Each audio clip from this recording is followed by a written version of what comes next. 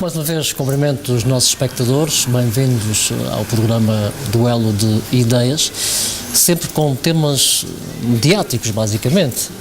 Hoje vamos falar de um tema, eu não diria comum, mas um tema que surgiu há muito pouco tempo, que hoje o nosso comentador também vai, obviamente, tecer alguns comentários. É o assunto SATA. Também dizer que o setor empresarial nos Açores está um pouco indignado quando soube que, muito provavelmente, o IVA vai aumentar em 2015 0,2%. E, obviamente, outro tema também importante é a questão da RTP Açores.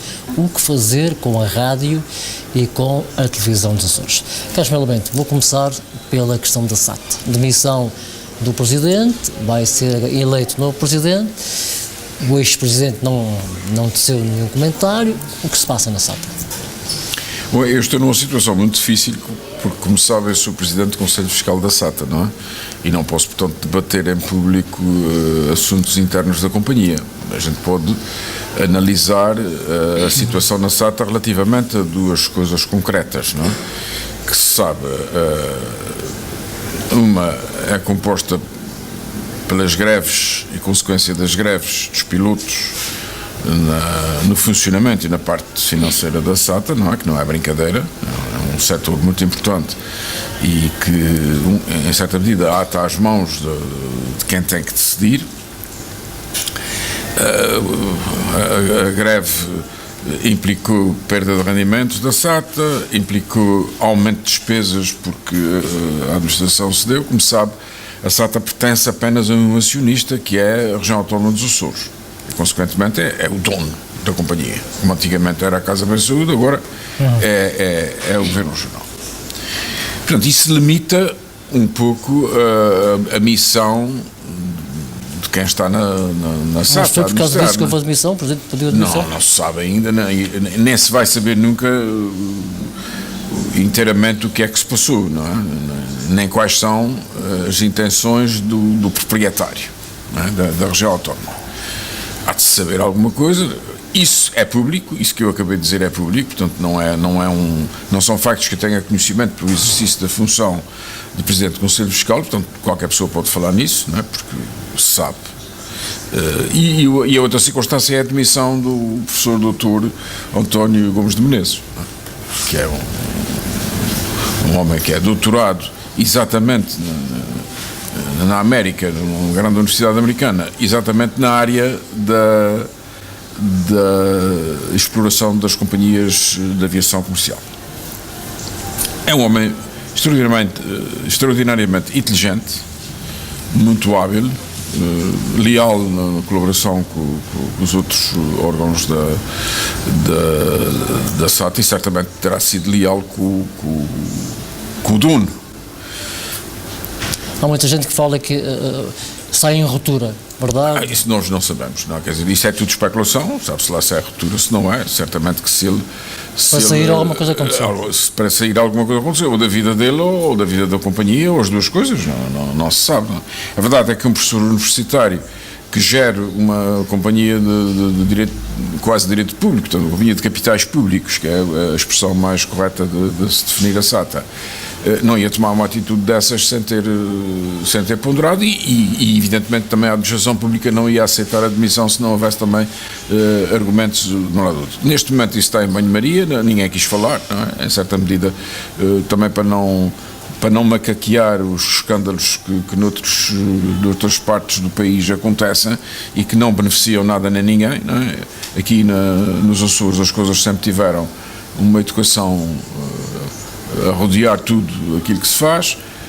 As pessoas hão de se defender e hão de atacar e da polémica há de nascer alguma luz sobre o que acontecer. Mas o que é necessário é preservar, aqui faço um apelo não só às pessoas envolvidas diretamente, mas também aos jornalistas que possam fazer, e no Facebook, porque o Facebook está cheio de intervenções, umas mais radicais, outras menos radicais, mas é preciso salvaguardar aquela empresa. seja para a privatizar, seja para a manter como está, mas é preciso ser salvaguardada, porque a SATA dá uma imagem muito boa dos Açores, com os defeitos todos que tem, todas as companhias aéreas têm defeitos, e críticas que se fazem, mas com razão, outras, mas a saída de António Gomes de Menezes foi uma perda? Bom, nós não sabemos, às vezes é preciso mudar de treinador para as vitórias melhor, acontecerem, não é? As chicotadas psicológicas. Eu não sei o que é que está por trás desta. Fui surpreendido, como toda a gente foi, não é? Por esta mudança, é evidente. Não é? O novo presidente é uma pessoa que já está lá há algum tempo, não é de cá, mas tem experiência não só no governo, como também em empresas particulares e, consequentemente, não sei, o governo terá apreciado a capacidade. Deixa-me perguntar-lhe sobre o novo presidente. É a pessoa possível ou a melhor? Não, quer dizer, tudo seria especular, opinar sobre isso, não é? Foi aquela que o governo escolheu. Se escolher bem ou escolher mal, vamos ver, não é? Em termos de tempo. O tempo é que é o grande decifrador de todos os enigmas, não é? Que não é uma escolha fácil, não foi certamente uma escolha fácil, não foi. Não é qualquer um que substitui o professor Dr. António Menezes, não é? E, consequentemente, vamos ver o que é que o futuro dirá. É preciso salvaguardar a Sociedade Açoriana de Transportes Aéreos. Está com algum receio nessa questão? É evidente que a SATA cresceu demasiado para os nossos horizontes habituais, não é? A SATA existia apenas no arquipélago e desenvolveu uma atividade internacional espantosa. Nunca tinha havido uma empresa nos Açores que tenha quer a faturação, quer o território onde ela funciona muito grande. E isso, evidentemente, tem custos. Tem custos de toda a ordem, da organização, da eficácia, etc. Não é? Agora, que a imagem da SATA é extremamente positiva, em segurança, em conforto, no geral as coisas andam muito bem. Nós falamos mal de tudo que é nosso, mas infelizmente, digamos, que é baboseira, não é? Porque o pão de vizinho é sempre melhor que o nosso e, portanto, a gente está sempre a criticar as coisas, mas visto com serenidade e é uma empresa muito grande, com gente de altíssima categoria em vários setores, não é? Todos os setores da empresa têm gente com muita categoria e, portanto, salvaguardem e se tiverem que fazer críticas, façam-nos com fundamento, porque a crítica gratuita, há uma velha anedota de um indivíduo que chamou nomes na praça pública a um judeu e dizendo que ele era, enfim, um aldrabão, uma coisa qualquer, e depois arrependeu-se e veio pedir perdão e tal, e disse: sim senhor, eu perdoo, mas a gente vai fazer aqui uma coisa, eu tenho aqui esta almofada de penas e vou num dia de vento para a praça espalhar essas penas, quando tu recolheres a última pena, então eu perdoo-te, porque o boato é lançado, não se sabe para onde, não é? Uns acreditam, outros não acreditam, e consequentemente depois há sempre uma pena que foge para um sítio qualquer que ninguém a apanha, não é?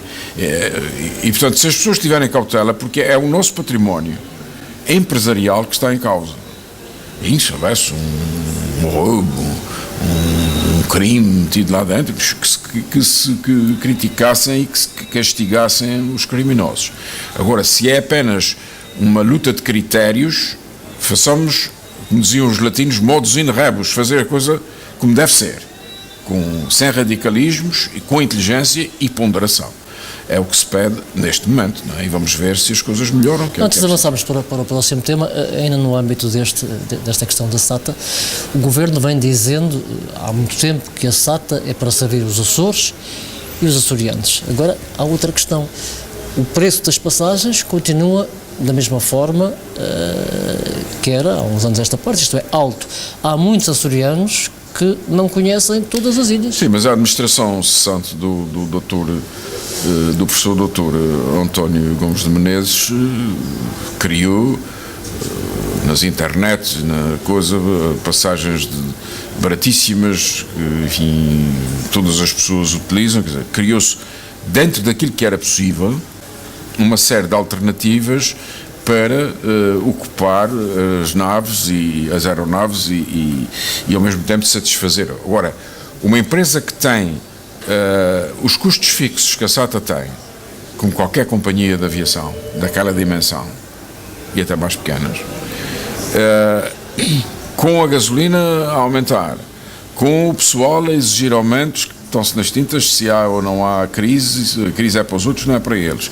E, consequentemente, na base disto tudo, é impossível, se com os preços que estão, e com as ajudas que recebe, quer do governo dos Açores, quer do governo português, e que são substanciais, mesmo assim, os prejuízos estão aí. Portanto, se for diminuir as passagens e os portos, a administração do professor Dr. António Gomes de Menezes até fretou aviões para o Afeganistão. Portanto, o que pôs, tanto quanto eu sei, isto é público, evidentemente, não podia estar a revelar aqui coisas que não fossem públicas, mas até no campo de fretamento de aeronaves foram feitas aquelas que o mercado pedia e que ele, dentro da sua competência, deferiu, não? Certamente com a aprovação de quem de direito, não é? Do dono. Mas bem, não é fácil. Seria tema. ótimo que nós tivéssemos passagens baratíssimas, mas isso era preciso que a coesão nacional, e eu defendi sempre isso, mesmo no tempo do Estado Novo. Eu, infelizmente, sou muito velho e apanhei os dois regimes, não é? Quando veio a Revolução de Abril, eu já tinha 32 anos. É um privilégio. Portanto, passei o cabo das tormentas e via as duas coisas, não é? Portanto, há atitudes que se tomavam antes relativamente às passagens, e eu defendia que os açorianos que fossem a Portugal continental deviam pagar a mesma coisa que um continental paga de Bragança até Faro, no comboio, porque isso é que era solidariedade nacional. Mas claro, nunca ninguém levou essa minha pretensão a sério, porque se o país é único e indivisível, então eu quero ter as mesmas regalias que tem um indivíduo que está em Bragança, que se tiver uma doença grave quer ir a Coimbra, quer ir ao Porto ou quer ir a Lisboa, paga meia dúzia de euros no comboio e eu não posso fazer isso porque tenho que pagar mais. Portanto, a solidariedade não é só de cá para lá, mas também de lá para cá. Mas nunca ninguém me ouviu, como é evidente. Não. E aqui seria a mesma coisa. A Espanha faz isso com as Canárias. A Espanha faz isso com as Canárias. As viagens dos canarinos para a Península e vice-versa são subsidiadas individualmente pelos espanhóis. Ora bem, saímos da Troika há muito pouco tempo. Passos Coelho já não afirmou, mas já deitou para a nuvem, digamos assim, muito provavelmente vamos ter aumento de impostos em 2015. E o setor empresarial nos Açores está preocupado com o aumento de 0,2%. Qual é a sua opinião sobre isto? Se vier a acontecer. Para já, eu acho que a Troika nunca saiu do país, nem vai sair, não é? Porque eles dão dinheiro e, como dizia o professor Marcelo Caetano nas suas sábias aulas de Direito Administrativo, quem dá dinheiro quer sempre saber como é que ele é administrado. Até o pai, quando dá dinheiro ao filho, quer saber em que é que ele gasta o dinheiro, não é? E, portanto, aqui, neste caso, é a mesma coisa. É exatamente a mesma coisa. A Europa, o Banco Central Europeu, o FMI, a União Europeia dão dinheiro e querem saber como é que esse dinheiro é gasto. Não é só em Portugal, como é evidente, não é? Se não tivesse havido crise, esta crise pavorosa que já se arrasta há 6 anos, não é? Se não tivesse havido crise, isto tinha passado tudo como passam as empresas que fazem muito movimento, quer dizer, nunca se sabe bem se está. Os antigos em São Miguel diziam que o comerciante é como o porco, só depois de morto é que se sabe se tem muita banha ou muita carne. Portanto, e aqui é a mesma coisa, os Estados é assim, quer dizer, não há paragem. Agora, quando se está à beira de uma falência, uma bancarrota, como se chama relativamente aos Estados, isto é, o Estado não tem dinheiro para pagar os seus funcionários, não tem dinheiro para pagar as suas dívidas, não tem dinheiro para pagar a administração do dia-a-dia, nessa altura, então, é preciso um grande empréstimo, é preciso. Em 1927, ou 28, ou 29, foi necessário um grande empréstimo, porque Portugal estava exatamente como está hoje, não é? E nessa altura foi a Sociedade das Nações, que era na Suíça, a antecessora, mãe das Nações Unidas, disse, sim senhor, nós avalizamos, havia um banco qualquer que emprestava, e as Nações Unidas avalizavam Portugal nesse empréstimo. Se Portugal não pagar, pagamos nós, mas a gente quer que vão para lá os troicas ver isso, os troicas da época, que não sei como é que se chamavam, ver como é que gastam esse dinheiro. Bom, a verdade é que O chefe da missão portuguesa era um militar, os militares naquela época, enfim, tinham uma importância política muito grande, aliás a ditadura era militar, a que governava o país, ele disse, não, isso eu não quero isso para o meu país, fiquem lá com o empréstimo onde quiserem, que a gente não precisa disso para nada. E daí tiveram que chamar um ditador financeiro, que era o professor de Coimbra, o António Oliveira Salazar, que fez igual ou pior do que se fez agora relativamente e o país acatou, mas nessa altura o país era um império muito grande, não é?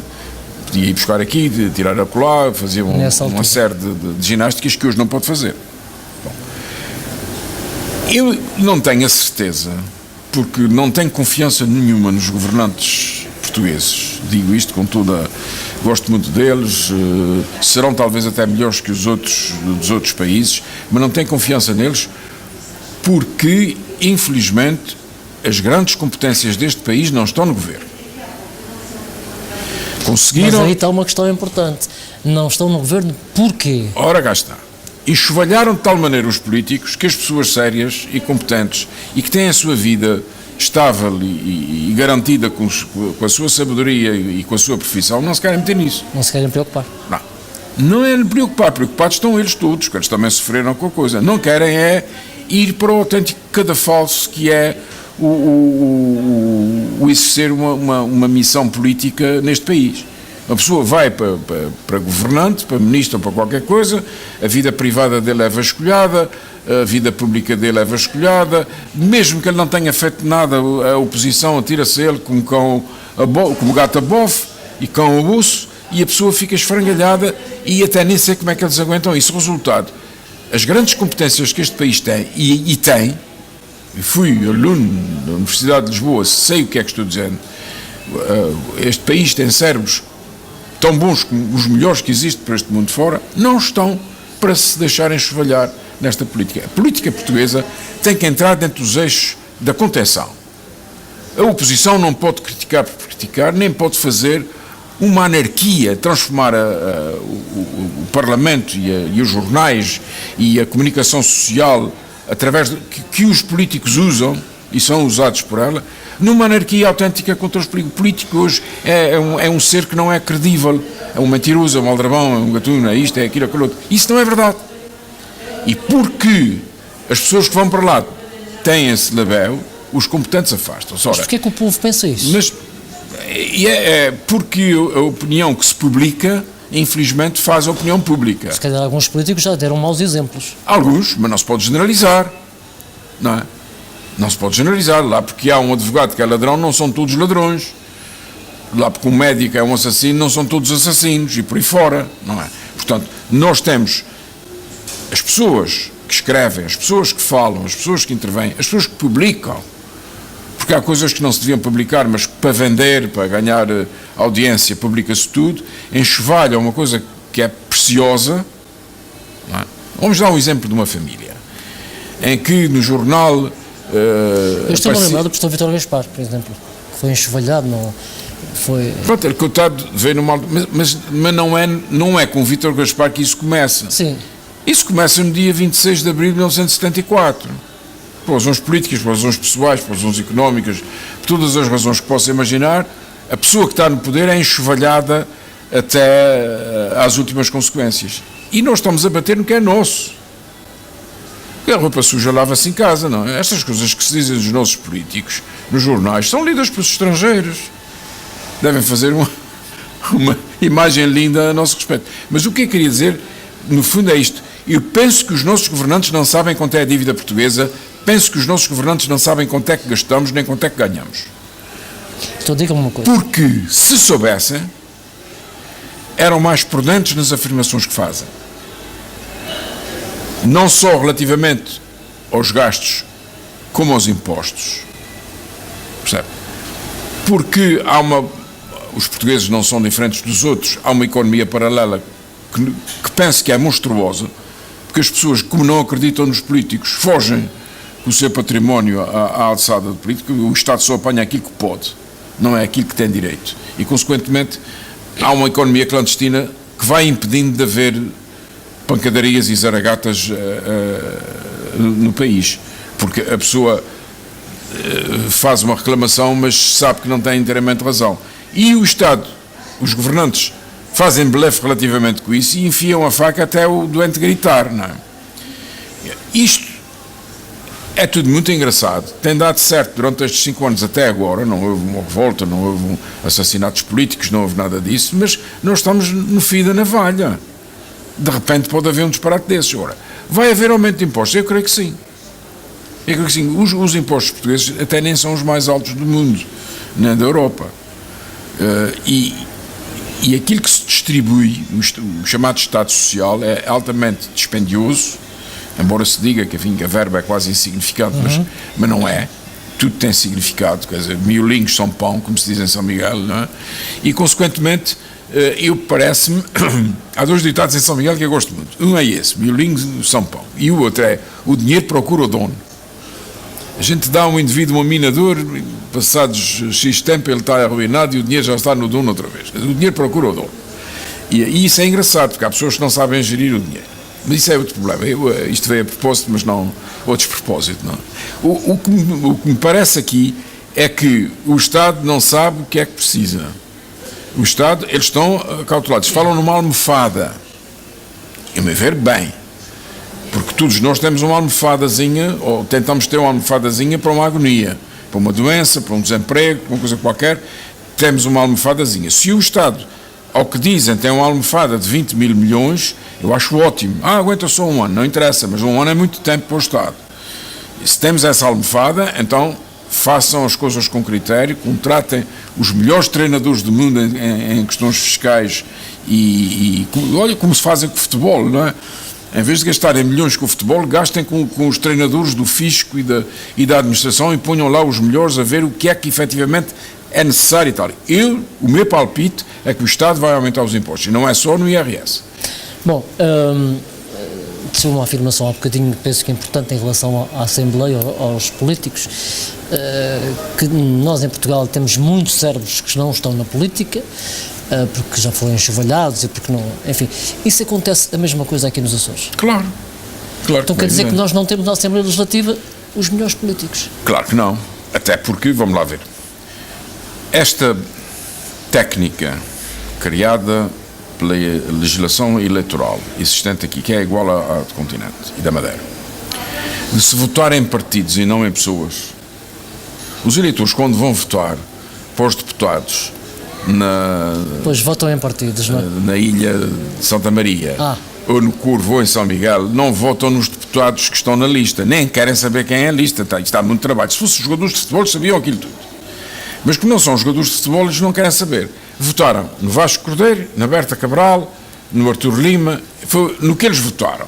E o Artur Lima, não foi no Artur Lima que eles votaram no Paulo Portas, que o Paulo Portas veio cá fazer coisa e, portanto, comeram a mais-valia, etc.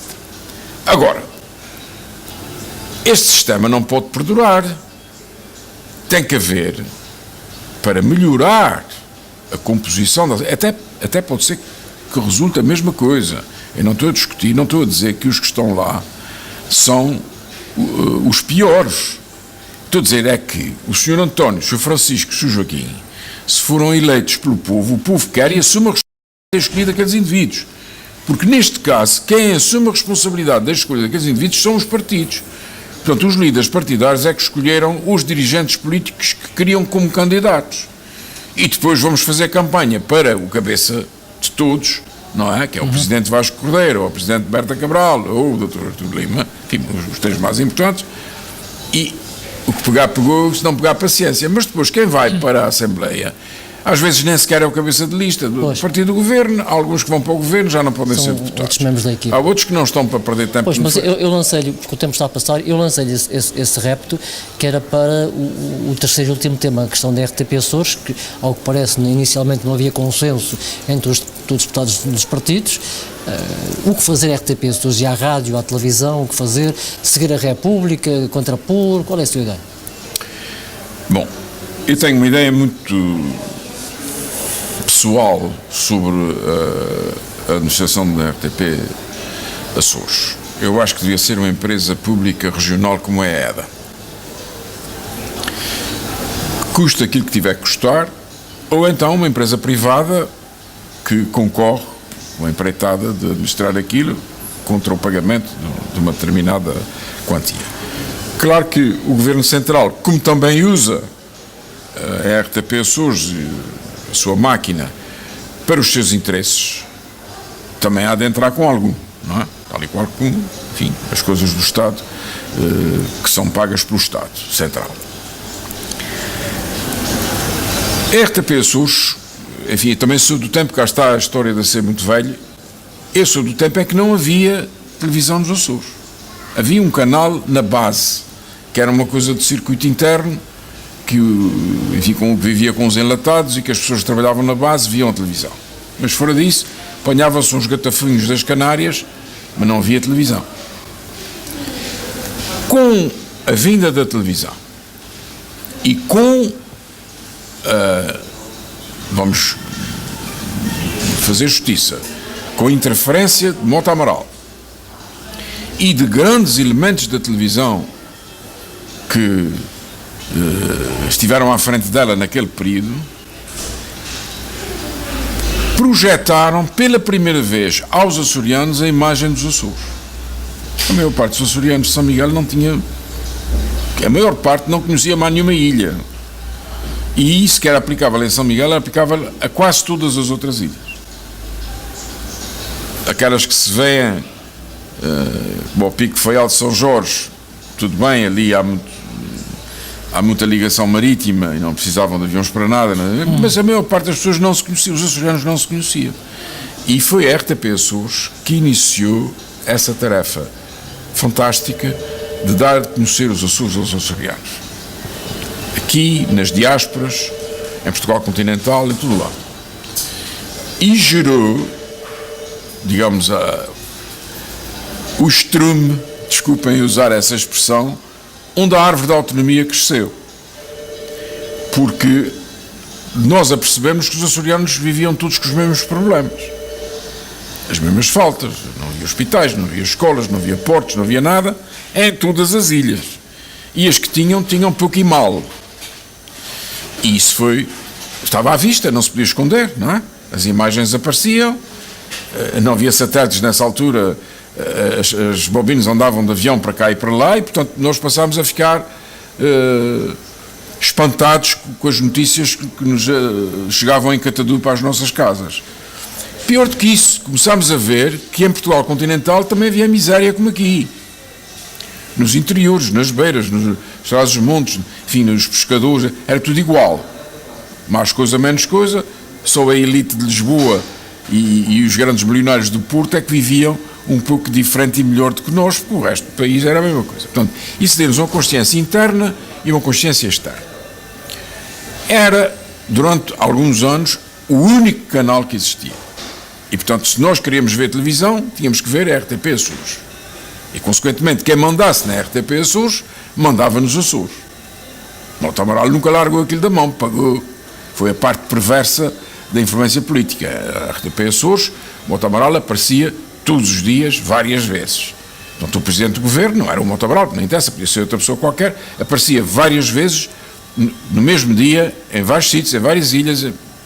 E, portanto, era inevitável que se votasse nele, porque ele aparecia como uma espécie de anjo salvador desta coisa toda. Bom, as coisas evoluíram, apareceram mais canais privados, o próprio RTP1 veio para cá, o canal do Cabo, os canais do Cabo, isto evoluiu de uma forma espantosa nestes últimos anos, e hoje a RTP Açores deve ser dos canais mais mal vistos nos Açores, quer dizer, ninguém vê. A gente liga só a partir de uma certa hora é que dá notícias nossas, é que dá alguns programas nossos. Aqueles como eu, que são fanáticos dos Açores e dos açorianos, veem religiosamente tudo o que podem, até ao esgotamento, porque às vezes há programas que a gente não aguenta, porque não têm a qualidade. Porquê é que disse rapidamente, porquê é que disse até ao esgotamento? Porque há alturas em que a gente tem que mudar, não é? Ver um noticiário da RTP Açores, que é só coisas económicas, o peixe, a batata, o carneiro, a vaca, não sei o que e tal, há tanta gente perto que não tem interesse nenhum. E, portanto, porque também os velhacos dos açorianos, contra mim falo, não é? Só falam nas coisas que lhe dão interesse na algebeira. as outras coisas não, a política não existe, dá a impressão que está tudo bem, são os tipos na Assembleia que brigam lá uns com os outros, mas como ganham bem, são pagos para isso e tal, mas o resto da população, só quando há uma desgraça ou que há uma coisa qualquer, é que fala tudo o resto. Vai lá falando nas cotas leiteiras que ninguém sabe o que é, e vai falando nos barcos não sei o quê e tal, etc. E a coisa passa. Não há interesse nas notícias. Apelam-se por um desastre em que uma pessoa quebrou uma perna ou que morreu, não sei o quê. Isto é que é a grande notícia. Ardeu a casa do seu fulano tal e não sei quanto e tal. Isso aí é que é a grande notícia. O resto das notícias políticas, as coisas que movimentam isto de facto e que podem ser a fonte permanente de entusiasmo por ver o nosso canal, não existe.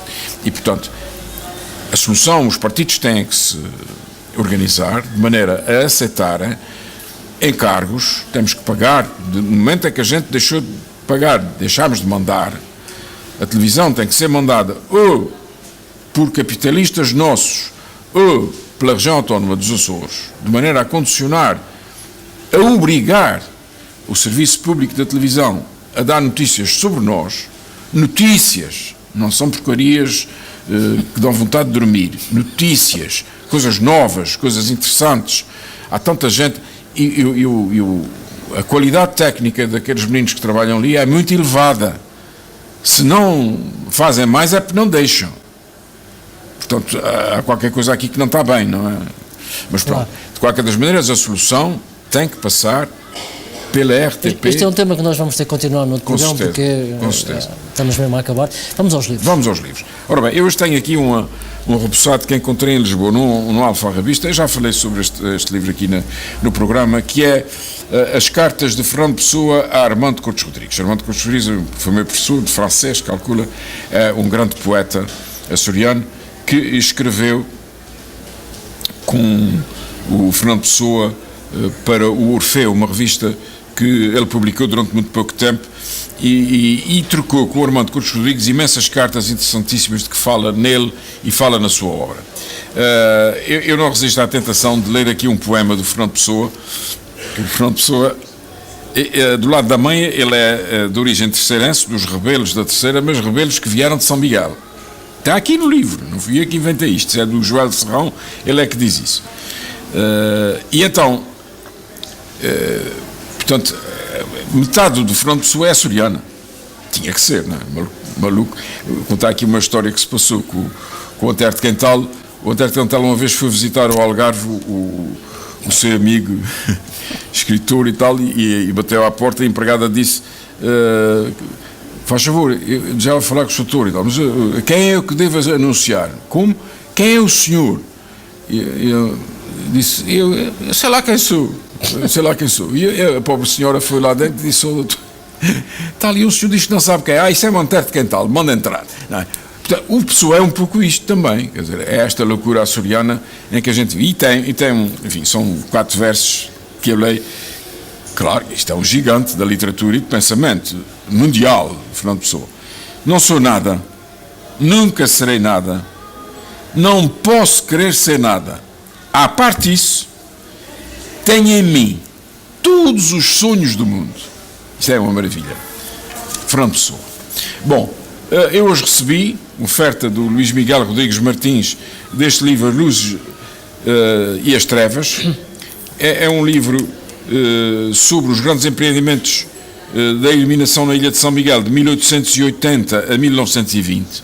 É uma recolha exaustiva de acontecimentos ligados à iluminação. Eu, claro que ainda não li, é um trabalho precioso. Aliás, não é o único trabalho que o Luís Miguel Rodrigues Martins publica, porque ele já tem muitas obras publicadas, colaborou em vários jornais, etc. E é um escritor com grande capacidade de investigação. Penso que vale muito ter este livro, vale a pena, e eu já agora agradeço-lhe daqui a oferta de Luís Miguel Rodrigues Martins, da Luz e as Trevas. A capa é muito feliz, é uma caricatura do António Cabral e as letras das trevas desaparecem nas trevas, portanto quem compôs isto sabia o que é que estava a fazer. Também me ofereceram a revista da EDA, informa que é uma revista muito bem feita, com excelente grafismo, com o presidente da EDA em grande plano, mais um professor da nossa universidade, a quem nós devemos o progresso que vamos tendo, o possível.